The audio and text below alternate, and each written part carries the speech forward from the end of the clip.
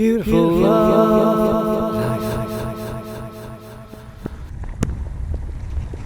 On the 10th of May 2023, the Round Britain Cruise RBC 60 came to Plymouth, and we were there to record it. Patrick. Hello, Patrick. And what's your boat called? So she is called Capraia. Yes. She's a Herd 28 built in Mile Bridge, just on the Fowl, not far away. So she's a Cornish boat, and she's modelled on the Falmouth Working boat. And if you're familiar with the River Fowl and racing in the Fowl, then you would have seen those boats racing during Fowl Week and at various other festivals. So she's modelled on that. Yes. She's obviously got a cabin, so she's a cruising version. And how long have you had her? Oh, goodness me. I've had her since 2009, and I actually did the last, I'm not too sure how much your listeners will gather about what's going on here, but all these boats are assembled for a Round Britain rally. Yes. To celebrate 60 years of the OGA. Yeah. And they did the same in 2000. What's the OGA? The Old Gaffers Association. Right, okay. Whether that refers to the boat or the skipper is really up for discussion. But the organisation was founded on the East Coast by a group of sailing enthusiasts who love traditional rig, the gaff rig being a very traditional rig. Yes. And we're still going strong, 60 years later.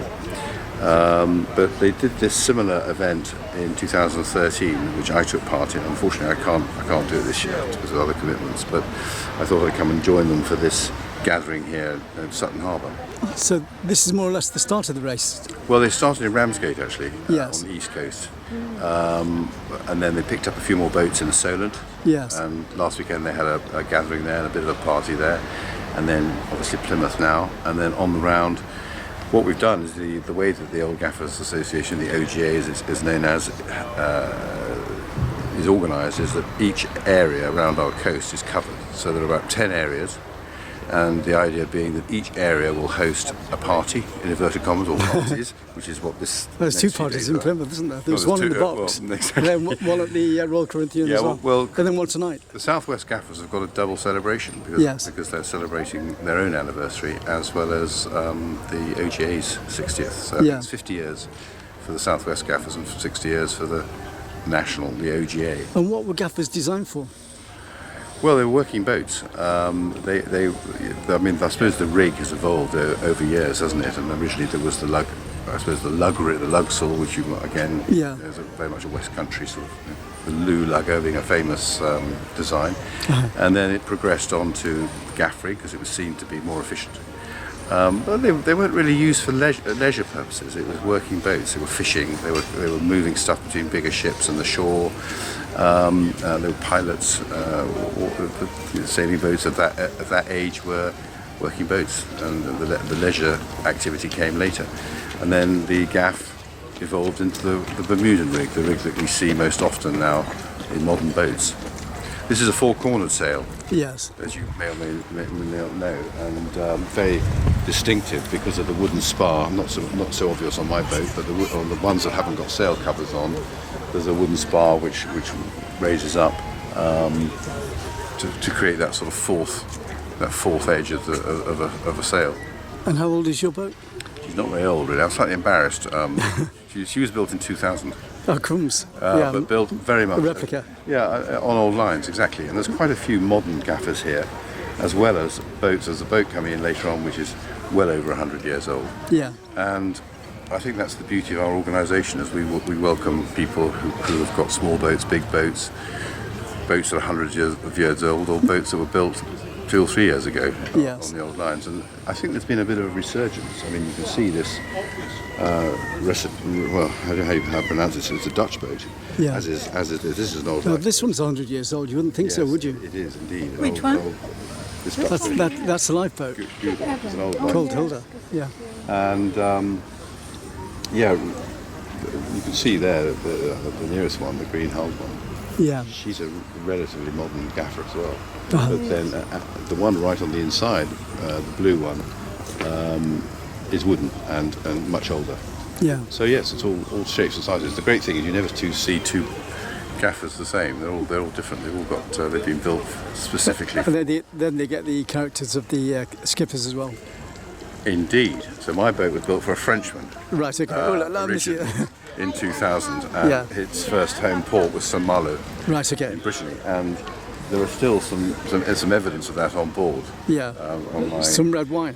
Well, but unfortunately not. Well, there is some, but not from left over from all those years ago. But yeah. There are little things like the throttle control has got avant and arrière, as opposed to forward and reverse. Right. Okay. So little things that the Frenchman put on. Yeah. So how did you get into boating in the first place? My father was a sailor, and he probably took me sailing as soon as he thought that I wouldn't drown myself in dinghies. And I graduated to bigger boats and then offshore boats when in my 20s. But this is quite a step up, because this boat, although she's not very big, she's only 28 foot on deck, 40 foot overall. She's a fairly heavy displacement boat for her size. So I mean, she'll go and I've sailed around Britain, as I say. I've sailed around Ireland, been to Brittany, been to the Channel Islands. So I feel very safe in her. Where's the furthest you sailed? Not necessarily in that boat, or in general. In general. Oh, I went on a sailing trip to Antarctica. There you are. What do you do that? Counted penguins. To count the penguins. That was a pain. You could put one up in Quicksave. Absolutely, with a joke on it. So no, this was an amazing trip, because we went in a square rigger. Yeah. A Dutch boat called the Barbican from Ushuaia in Patagonia. Was that like a geographical expedition? Yeah, it was a. I tried to hesitate to use the word cruise. Yeah. But it was a sort of a cruise for the more hardy-minded, and it was as you might imagine, going to Antarctica was just unbelievable. Well, Darwin sailed from here to discover the origins of the species. Yes, around the Cape. Inspiring for Plymouth, yeah. The Galapagos. Yeah, that's right. Yeah. Yes, yeah, indeed. Well, we didn't go quite that far, but we crossed the Southern Ocean, and we did get down to the Antarctic. And any excitement happening on the way down?